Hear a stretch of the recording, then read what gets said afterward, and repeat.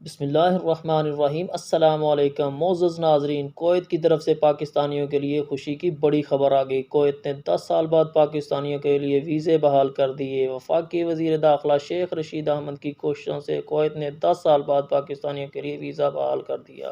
تفصیلات کے مطابق وزیر داخلہ شیخ رشید احمد نے کویت کے وزیر اعظم شیخ صباح الحمد الصباح سے ملاقات کی، جس میں ویزے کی بحالی، دو طرفہ تعلقات کے فروغ سمیت مختلف باہمی دلچسپی کے امور پر تبادلہ خیال ہوا۔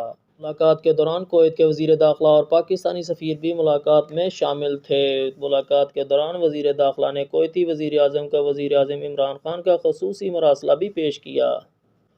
کویتی وزیر اعظم اور وزیر داخلہ شیخ رشید احمد کی ملاقات میں اہم فیصلے کیے گئے، جن میں پاکستان اور کویت کے درمیان فیملی اور بزنس ویزا کی فوری بحالی، پاکستانی ورکرز کو معاہدے کے مطابق کویتی ویزا جاری کرنے پر اتفاق ہوا۔ ملاقات میں طے پایا کہ میڈیکل اور آئل فیلڈ میں ٹیکنیکل ویزا پر کوئی پابندی نہیں ہوگی۔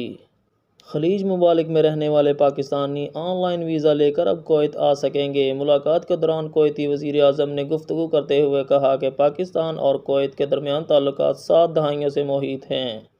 پاکستان اور کویت کے عوام کے درمیان پیار اور اعتماد کا رشتہ ہے۔ وزیر داخلہ شیخ رشید احمد نے کہا کہ تمام پاکستانی کویت کو اپنا دوسرا گھر سمجھتے ہیں۔ پاکستانی خاندانوں اور کاروباری طبقے کو کویتی ویزا بندش سے بے پناہ مسائل درپیش تھے۔ پاکستانی لیبر کا کویت کی اولین ترقی میں بہت اہم کردار ہے۔ ورکرز ویزا بحال ہونے سے پاکستانیوں کے لیے روزگار کے نئے مواقع پیدا ہوں گے۔ شیخ رشید احمد نے کہا کہ کاروباری ویزا بحالی سے دونوں ملکوں کے درمیان تجارت بڑھے گی۔